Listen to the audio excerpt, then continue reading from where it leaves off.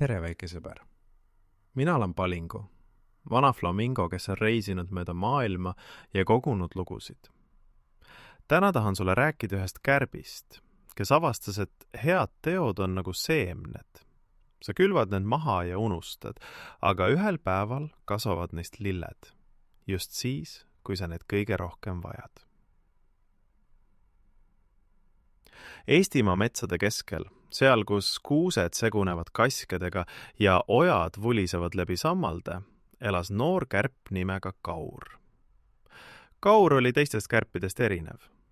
Enamik kärpe olid teada kui osavad jahimehed, kes hoidsid oma saaki endale. Aga Kaur ei osanud mööda minna kellestki, kes abi vajas. Sa oled liiga pehme, ütles tema onu Arno. Metsas elavad need, kes hoiavad oma asju endale. Sa raiskad oma aega, ütles tema tädi Alma. Need loomad, keda sa aitad, unustavad su homme. Aga Kaur jätkas aitamist. See oli lihtsalt tema loomus. Ühel kevadpäeval leidis Kaur vana konna nimega Konrad, kes oli jäänud kinni kahe kivi vahele. Aita mind! Hüüdis Konrad. Ma olen siin olnud terve öö. Kaur oleks võinud mööda minna. Konnad ei ole kärpidele kasulikud. Nad ei anna midagi vastu. Aga ta peatus. Ta kaevas ja nihkutas kive, kuni Konrad pääses vabaks. Aitäh, ütles Konrad. Ma ei unusta seda kunagi. Kaur kehitas õlgu. Ära muretse, see oli pisike asi. Ja ta jätkas oma teed, unustades juhtunu peaaegu kohe. Suvel nägi Kaur noort varblast nimega Villu, kes oli kukkunud pesast ega osanud veel lennata. Varblase ema hüüdis puu otsas. Mu poeg! Keegi aidake mu poega! Kaur oleks võinud mööda minna. Varblased ei ole kärpidele kasulikud. Aga ta peatus. Ta võttis Villu ettevaatlikult hambusse ja ronis puu otsa, pannes ta tagasi pessa. Aitäh, aitäh, laulis varblase ema. Ma ei unusta seda kunagi. Kaur kehitas õlgu. Ära muretse, see oli pisike asi. Ja ta jätkas oma teed. Sügisel kohtas Kaur vana siili nimega Sass, kes otsis meeleheitlikult seeni oma talvevarudeks. Mu silmad on nii halvad, kurtis Sass. Ma ei näe enam seeni. Ma kardan, et jään talvel nälga. Kaur oleks võinud mööda minna. Siilid ei ole kärpidele kasulikud. Aga ta peatus. Tule minuga, ütles ta. Ma tean kohta, kus kasvab palju seeni. Ta viis Sassi salajasse kohta metsas, kus kasvasid suured puravikud. Koht, mille Kaur oli ise avastanud ja mida ta polnud kellelegi näidanud. Aga need on sinu seened, ütles Sass hämmeldunult. Miks sa mulle näitad? Kaur vaatas vana siili. Sul on neid rohkem vaja kui minul. Ma leian endale uue koha. Sassi silmad läksid märjaks. Ma ei unusta seda kunagi. Kaur kehitas õlgu. Ära muretse, see oli pisike asi. Talv tuli sel aastal varakult ja karmilt. Esimene lumi sadas maha juba oktoobris. Ja siis veel ja veel. Varsti oli maa kaetud paksu valge tekiga, mis ei tahtnud sulada. Kaur oli hädas. Tema tavapärased jahikohad olid lume all. Tema toiduvarud, mida ta polnud piisavalt kogunud, sest ta oli aega kulutanud teiste aitamisele, said otsa. Ta oli näljane. Ta oli külmetanud. Ja iga päevaga läks hullemaks. Mu onu ja tädi rääkisid tõtt, mõtles Kaur kurvalt ühel eriti külmal ööl. Ma raiskasin oma aega.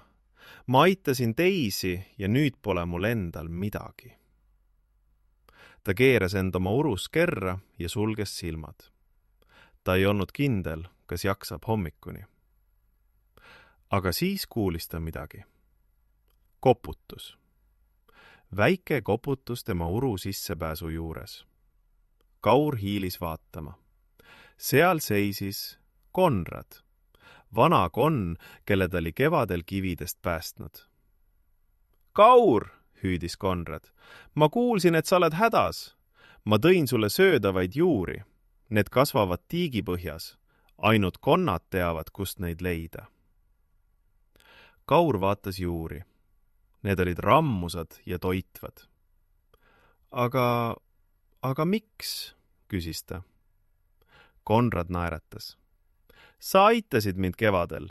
Ma ei unustanud. Järgmisel päeval, kui Kaur oli just juured ära söönud, kuulis ta tiivas juhkeid. See oli varblane. Villu, see sama poeg, keda ta oli suvel pessa aidanud. Aga nüüd oli Villust sirgunud tugev noor lind. Kaur, hüüdis Villu, mu ema saatis mind. Ta ütles, et sa vajad abi. Villu nokas rippusid väikesed marjad. Külmunud pohlad, mida linnud oskasid leida isegi paksu lume alt. Me lendasime terve perega otsima, ütles Villu. Need on sulle. Kauri silmad läksid märjaks. Aga miks? Sa päästsid mu elu suvel, ütles Villu. Me ei unustanud.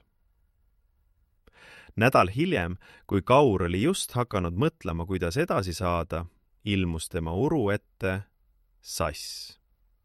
Vana siil, kellele ta oli seeni näidanud. Sass veedas enda järel väikest kelku, mis oli täis kuivatatud seeni. Need on minu talvevarudest, ütles Sass. Ma kogusin sügisel nii palju tänu sellele kohale, mille sa mulle näitasid. Mul pole rohkem vaja. Need on sulle. Kaur ei suutnud rääkida. Ta lihtsalt vaatas vana siili ja tundis, kuidas midagi sooja täitis ta südame. Miks? Sosistas ta lõpuks. Sass istus tema kõrvale. Kaur, sa ütlesid, et see, mida sa tegid, oli pisike asi. Aga meie jaoks ei olnud need pisikesed asjad. Sinu väikesed teod päästsid meie elud, andsid meile lootust, näitasid meile headust. Sass patsutus Kauri käppa. Ja nüüd tulevad need teod tagasi. Mitte sellepärast, et sa ootasid midagi vastu, vaid sellepärast, et headus on nagu jõgi.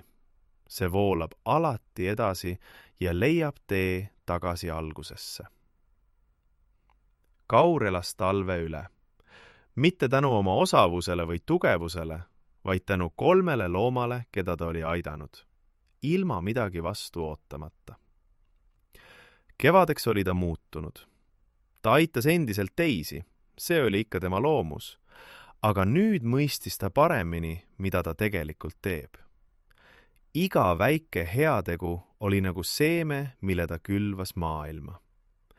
Ta ei teadnud kunagi, millal see seeme tärkab ja õitseb, aga ta teadis, et ühel päeval, võib-olla siis, kui ta ise kõige rohkem vajab, tuleb see hea tagasi.